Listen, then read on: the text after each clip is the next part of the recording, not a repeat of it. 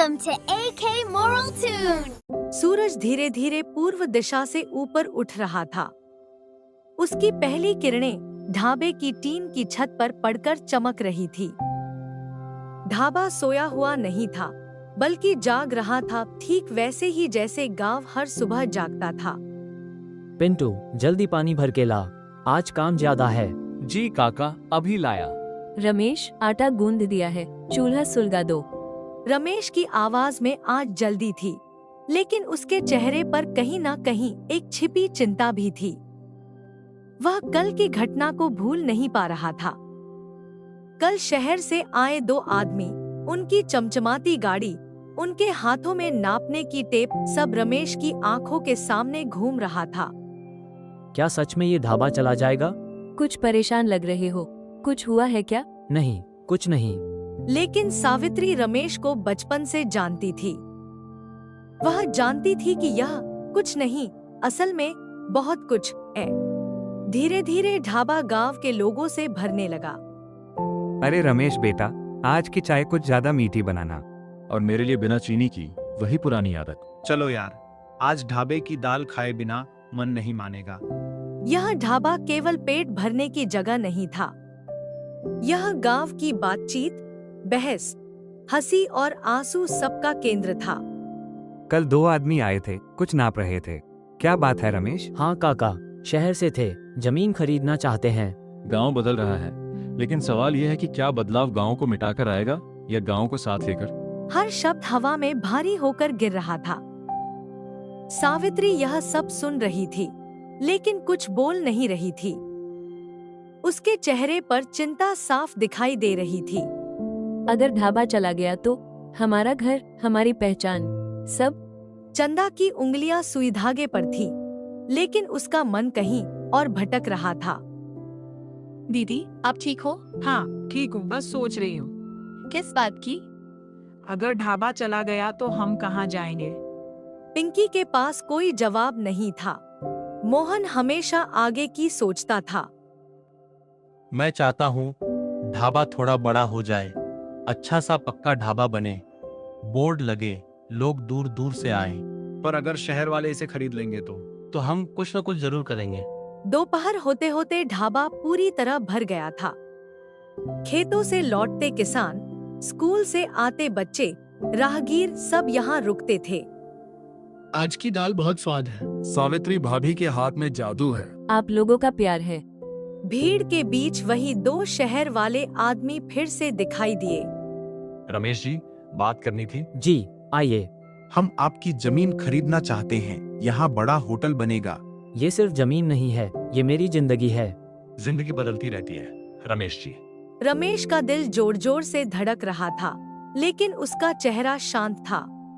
ये ढाबा सिर्फ रमेश का नहीं, पूरे गांव का है।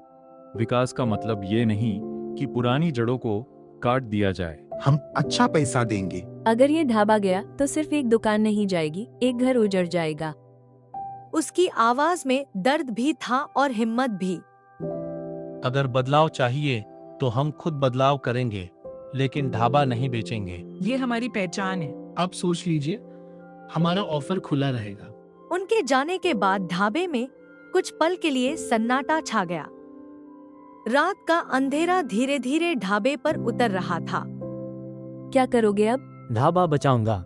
रमेश, अगर ढाबा बचाना है तो इसे और मजबूत बनाना होगा, सिर्फ भावनाओं से नहीं, योजना से। पर कैसे मास्टर जी? ढाबे को गांव की पहचान बना दो। यहाँ का खाना, यहाँ की संस्कृति, सबको सामने लाओ। पूरा गांव इकट्ठा हुआ था।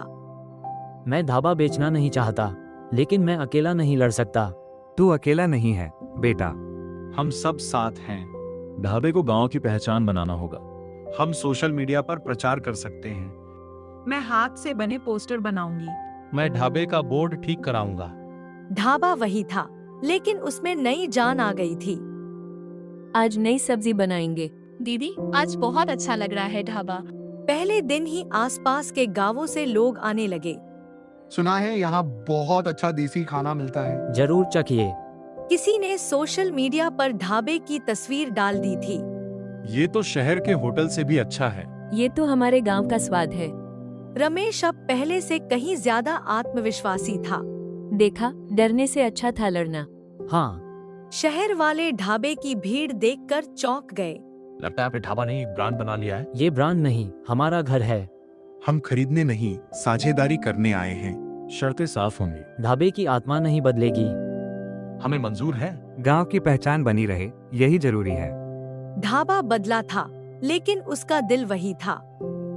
दीदी देखो कितनी रौनक है। हाँ, पहले से भी ज्यादा। गांव को लग रहा था जैसे उसने अपनी आत्मा को बचा लिया हो। देखा, जब सब साथ आते हैं तो कुछ भी मुमकिन है। रमेश को लगा जैसे उसकी जिंदगी का नया अध्याय शुरू हो गया हो। ये सिर्फ ढाबा नहीं, हमारी कहानी है। रमेश, तुमने साबित कर दिया कि बदलाव बिना जड़ों को काटे भी हो सकता है। ये सब आप लोगों की वजह से है। उसके मन से एक बड़ा बोझ उतर चुका था। घर बच गया। मैं चाहती हूँ कि लोग सिर्फ खाना ही नहीं, हमारा गांव भी जाने। तुम्हारा सपना भी हमारा सपना है। मोहन अब सिर्फ सपने देखने वाला नहीं, उन्हें पूरा करने वाला बन गया था।